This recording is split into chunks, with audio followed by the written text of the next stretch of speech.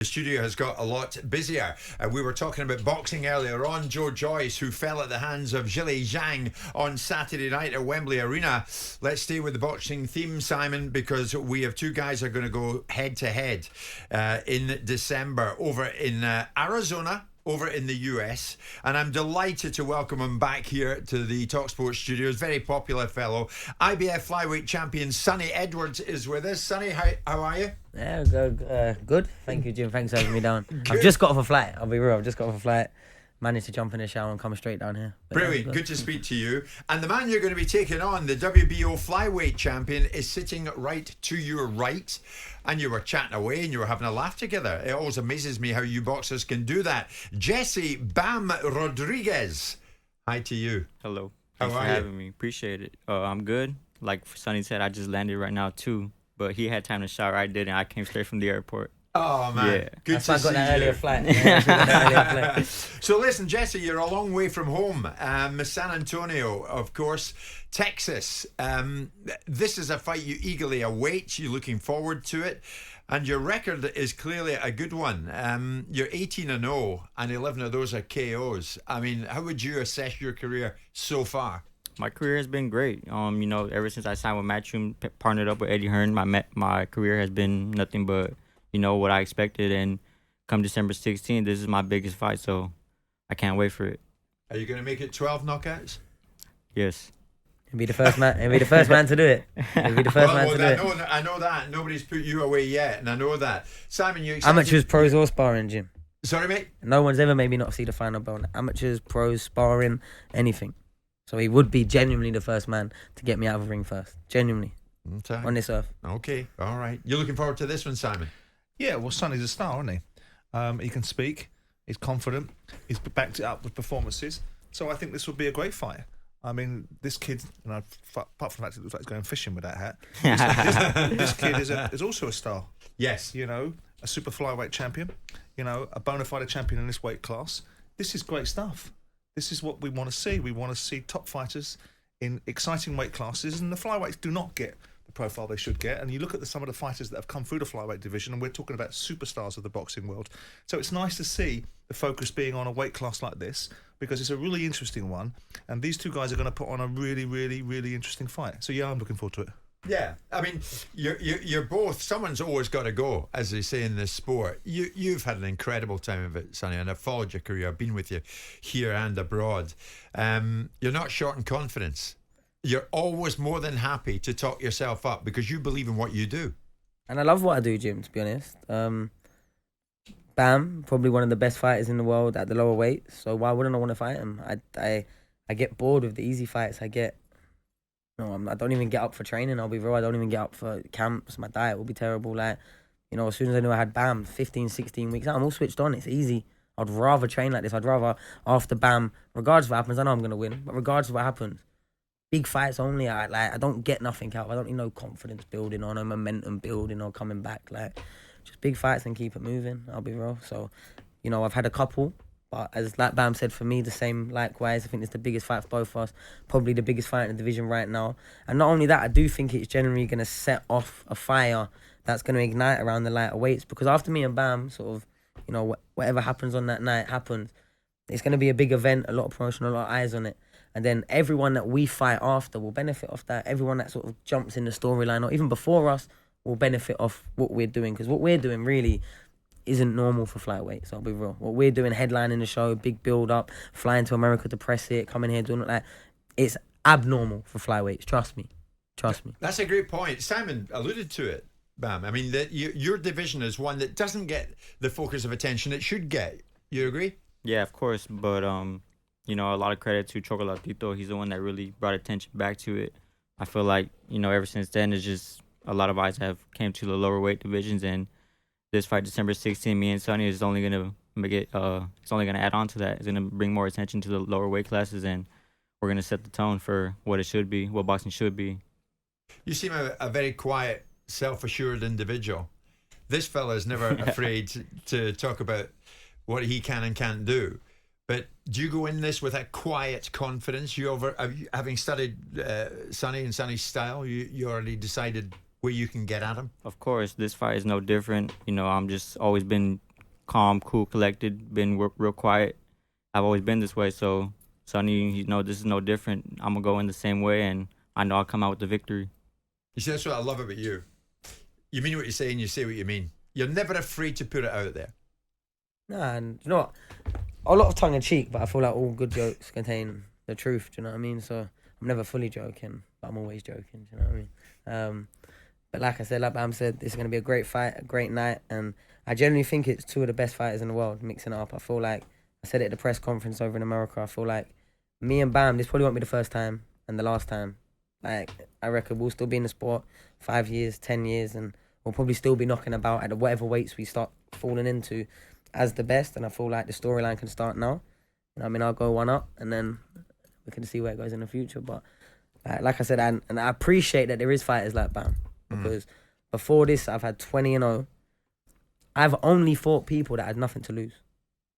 Everyone I fought had nothing to lose, really. Even when I won this world title against Mavriti, 13 years unbeaten, he had no opportunities. He was just going wherever and ever someone would fight him. No other champion wanted to unify against him. No one wanted to fight him. He weren't making ridiculous money at all. So everyone I've had, there's nothing to lose. This is the first time that I'm getting in the ring with someone, you know, like, we're on par. You know, in America, he's bigger. On UK, he's massive in UK as well, to be fair to him. But I maybe didn't think, I didn't know how well known I was until I went to America, and I feel like, you know, I was walking around Disney getting recognised straight away. I'd been there for like hours, you know. So like, it was a bit of a shock to me, you know, people coming and speaking to me. But obviously boxing's quite global, and once you hear the storylines, you can be from any corner. And, you know, we've been linked with Fights for America, Bam now, maybe for the last 8-12 months, Martinez before that. And yeah, I think this will now spiral on to all the massive fights happening, because I think me and Bam have sort of set the tone at the lighter weights, and I think a few more need to happen now. You like each other, though, clearly. There's mutual respect here. I mean, I've been with you. I can't remember where we were in Dubai. You ended up trying to set about some other member of the other fighters' camp when things got a bit lardy. But there's a lot of mutual respect here. Do you know what it is with me, Jim, yeah? I think a lot of people build up a monster of who I am in my head. I think if you look at my Twitter, like, that's my sense of humour usually coming out, and like just a little bit of ag coming out. Catharsis, yeah. But me as a person, I deal with what I deal with in front of me. So, you know, Bam's been very respectful. I'll be very respectful back. It's not like I'm not an animal. I'm not like uncivilized. Yeah. If anything, I can be cool with people I don't even want to be, because I can communicate well and I can adjust around a situation and communication. But if it's time to turn it on and start shouting and being all loud, and sometimes it's entertaining, sometimes what people want, but you know, like, how stupid would it look if I just started shouting at this man? He was just looking at me like, shut up, you know what I mean? It would aesthetically just look stupid, you know what I mean? So you've got Martin O'Neill's full attention over there, Sonny, as always. You always capture an audience, and I love the way you do it. What do you think about this guy and his confidence, how articulate he is? The confidence, you got to admire. You know, a lot of people don't have that. A lot of people don't show it. I expected him to come to the press conference in America, you know, yapping his mouth like he always does. But, you know, he came in very respectful, so you got to respect that. He's a cool guy. What was that like? How did that go down over there? The press conference over there, there were a lot of eyes on the two of you. As you say, the division's getting recognition, and this fight is getting recognised back. Yeah, this is what it's about. The best versus the best, champion versus champion, both undefeated, both young. This is the boxing at its best. I mean, you've got home advantage going into it. Will you use that?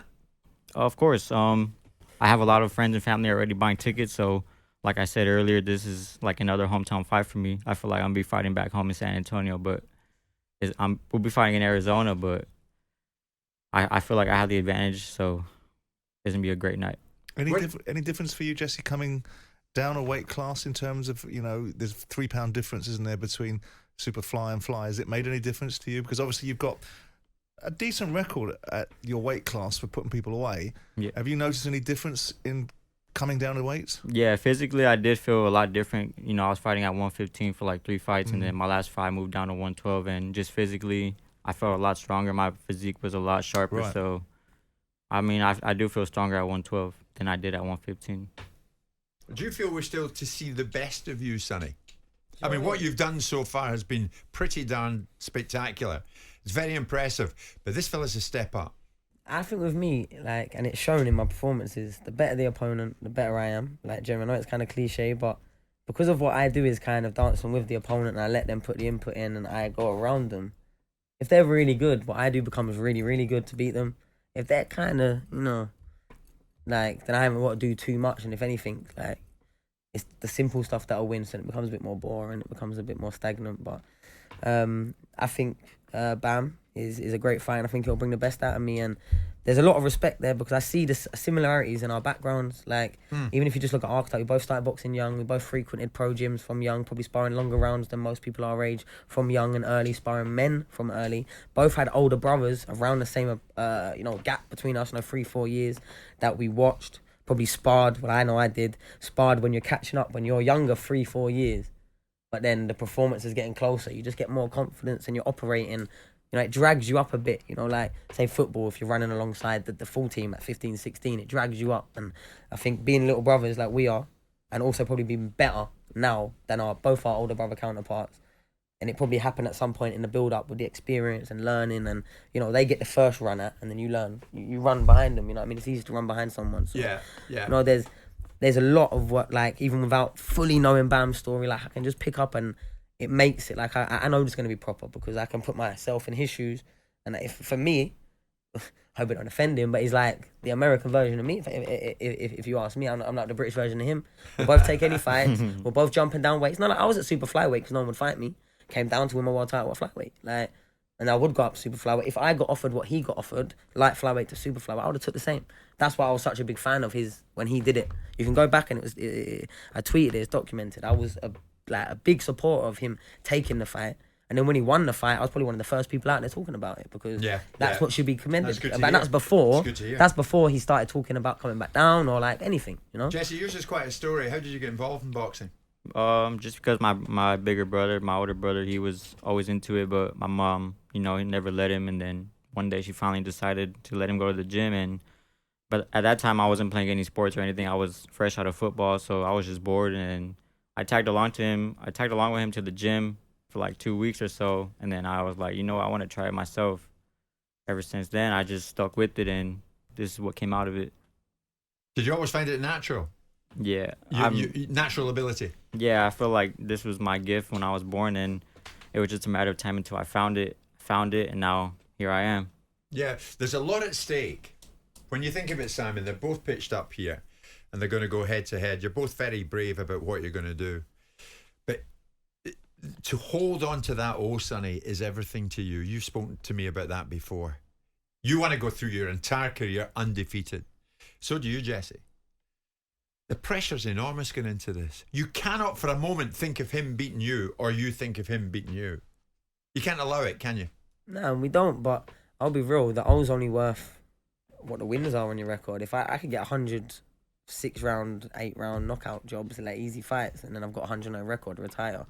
But if I'm not beating someone like Bam or Mavriti in my past, I'd rather like champions that mean something. Like that O means nothing if you're not risking it.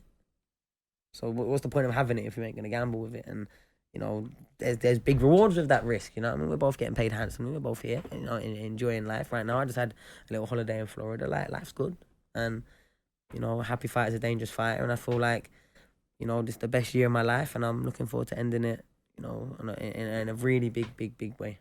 A happy fighter is a dangerous fighter. I like that. You the same, Jesse? Yep. I agree. So what we're going to see? You'll see my hand raised December 16th. That belt's coming home with me. The belt in front of you. He's confident. What do you think, Sonny? How do you go into it? What can you promise us in the night? Do you know what it is? When I take a fight, when I agree a fight, when we negotiate a fight, when I'm walking to the ring, when I'm in the change room, the first round, 12th round, there's never a moment when I think I'm not going to win. I've not had that experience in boxing yet. I've not had a single ring in boxing in my whole 17, 18 years of doing it where I don't feel like the man in that ring. I might have lost a few fights at amateurs. Flip of the coin types, nothing. Give me a couple more rounds, I was way on top. Do you know what I mean? As a pro, 36 minutes to fight me, it's not enough time, but too much time at the same time. And you know how you're going to get at him. Well, I'm going to let him come at me. And I'll confidently say that. He knows that. You know what I mean? You just have to look at any of my fights to know that. Like, what do you think I'm going to do? Turn up my 21st fight against the best fighter I've maybe fought and start changing up? No. Like, I might double down on it, in fact. I might make it one of the most frustrating and antagonizing single jab hands down, make you miss a shot, look at the crowd. Like, it might have to become more of a pantomime, especially after those scorecards on Sandy Ryan McCaskill from the weekend. Like, that blew my mind. Like, taking a fight, I never even thought about judging or anything like that. But watching that fight ringside, scoring it probably 8 rounds clear to 2, maybe. And that's if you're being nice to Jessica McCaskill. Them giving it 97-3 and 95-95. Wow. Okay. Wow. So, you know what I mean? I've got to be Listen, double Jesse, smart. I wonder, when you get to the weigh-in stage, you're not going to get word in edgeways, are you? Nah. He can talk, this fella. He can fight as well. Yeah. And we know Yeah. it. But obviously you can too. We thank you so much. You're glad to be here. Although you just landed. But Yeah. glad to be here in the UK. Yep. Happy to be here. Thanks for having me. Appreciate y'all's time. Thank you so much, Sonny. Great to see you. What's happened to your beloved Chelsea, incidentally? Having a bit of a tough time of it. Should we not mention that? They are having a tough time. But I think I need to go down to the change room and give the lads a little What you side of the should head. do is you shouldn't live in bleeding Sutton and support Chelsea, should you? That's what you shouldn't be Well, doing, I actually live in Sammy. Sheffield now.